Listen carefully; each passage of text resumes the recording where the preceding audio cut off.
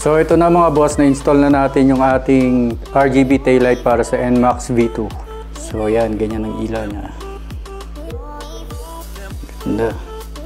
Papakita natin kung paano siya install. Plug and play siya, madali lang ikabit. And paano gumagana yung mga light modes niya at kung paano palitan. Ito yung dalawang socket galing sa stock taillight. Tanggalin nyo lang. Tapos ikabit nyo lang ito, yan. Yung isa. Tapos yung dalawa, ito, signal. Yan yung magnet niya para mapalitan yung settings. Testing. Yan, papalit na siya. Didikit nyo lang. Yan. So meron niyang 46 modes.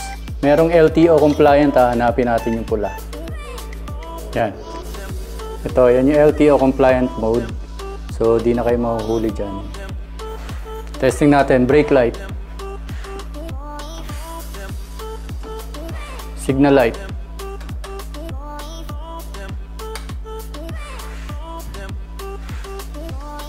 Ayan, naka-LTO compliant siya na mode.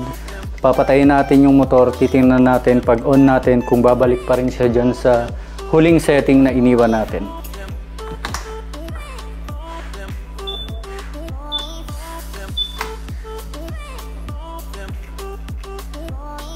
Yun. Bali kung anong mode yung sinet nyo bago nyo patayin yung motor, kapag in-on nyo ulit, ganun pa rin siya babalik. Pag bukas nyo ng motor, yun pa rin yung setting na bubukas sa kanya.